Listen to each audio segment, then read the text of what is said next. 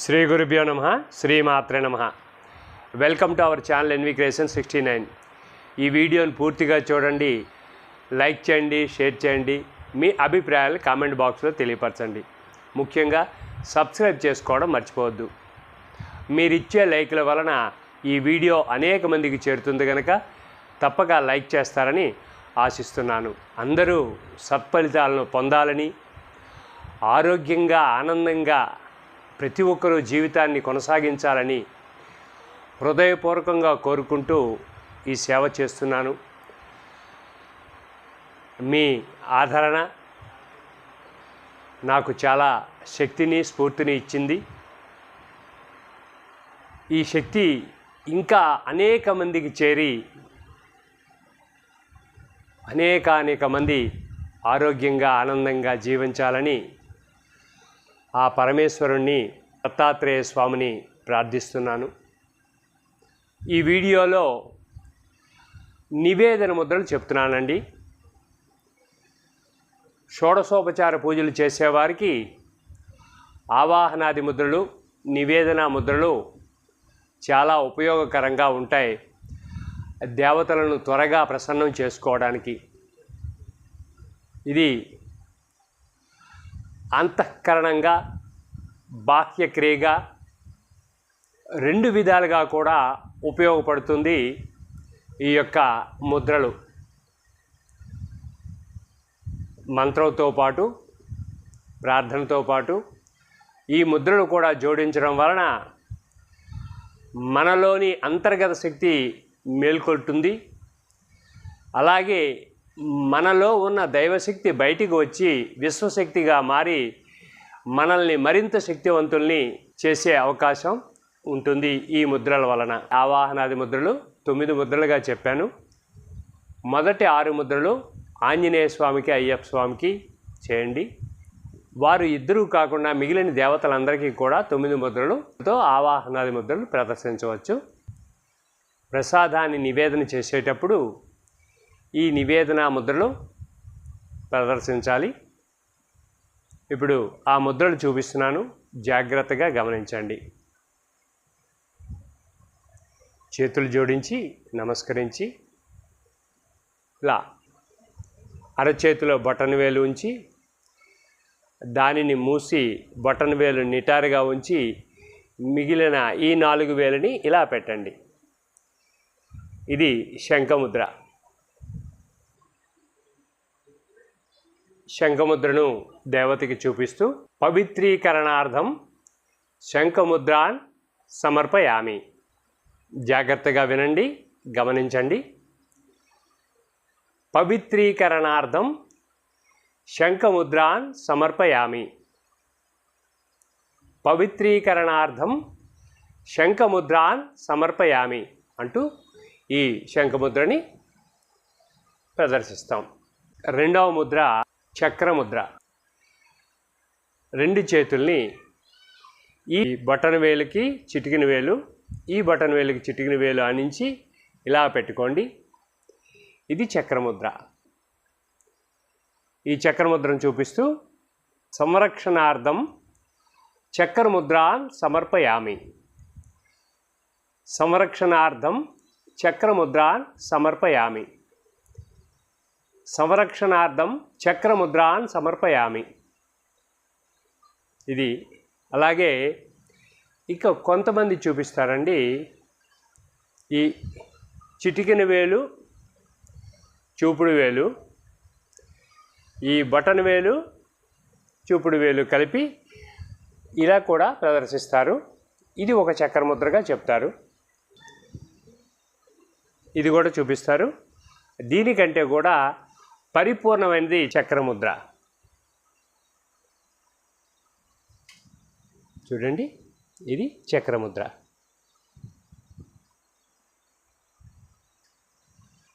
మూడవ ముద్ర గదాముద్ర. 2 చేతులని ఇలా పెట్టండి. వేలని నిటారుగా 2 కలిపి ఉంచండి. దీనిని ఇలా క్రిందికి చూపించండి. వేళ్ళని క్రిందికి చూపించాలి. ఇది గదాముద్ర. దిగ్బంధనార్థం గదాముద్రాన్ సమర్పయామి. దిగ్బంధనార్థం గదాముద్రాన్ సమర్పయామి. దిగ్బంధనార్థం గదాముద్రాన్ సమర్పయామి. నాలుగవ ముద్ర పద్మముద్ర. ఈ పద్మముద్ర రెండు చేతుల్ని, రెండు చిటికిన వేలు, రెండు బటన్ వేలు కలిపి చేతుల్ని విడిగా ఉంచండి. ఇదే పద్మం. ఇది పద్మముద్ర.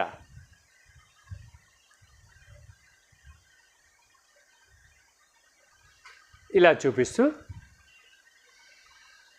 జలశోధీకరణార్థం పద్మముద్రాన్ సమర్పయామి.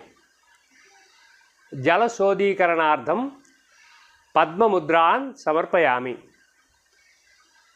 జలశోధీకరణార్థం పద్మముద్రాన్ సమర్పయామి. ఐదవ ముద్ర తార్క్ష్యముద్ర అంటారు. తార్క్ష్యముద్ర ఇది విషాన్ని విరిచేస్తుంది. జాగ్రత్తగా ఈ ముద్రని గమనించండి. రెండు చేతుల తాలూకా చిటికిన వేలని ఇలా మెలివేయండి.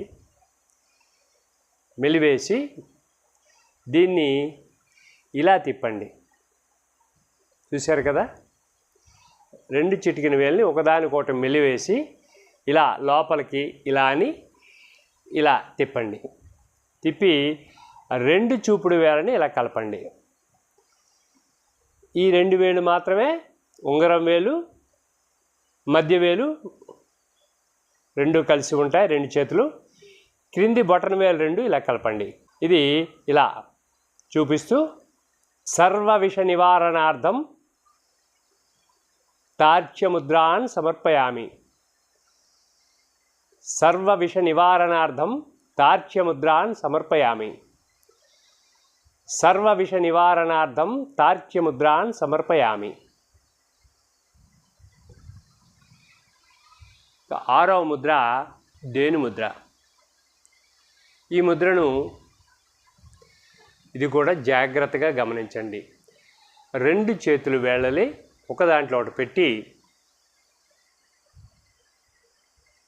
చూపుడు వేలు మధ్య వేలు, చూపుడు వేలు మధ్య వేలు, చిటికెన వేలు ఉంగరం వేలు, చిటికెన వేలు ఉంగరం వేలు, బటన్ వేలు రెండు ఇలా కలపండి.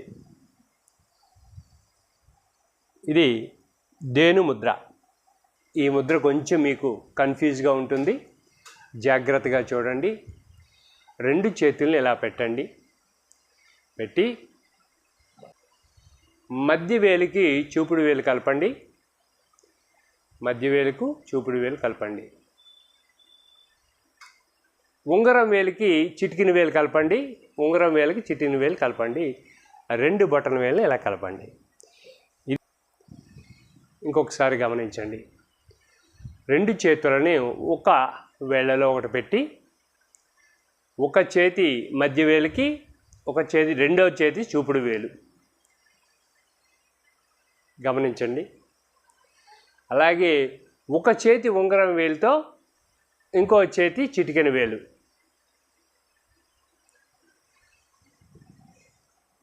ఇది ధేను ముద్ర. రెండు బటన్ వేలు కలిపి ఇలా ప్రదర్శిస్తే ఈ 8 వేళ్ళు కిందికుంటాయి, బటన్ వేలు ఎదురుగా చూస్తూ ఉంటుంది. ఇది ధేను ముద్ర.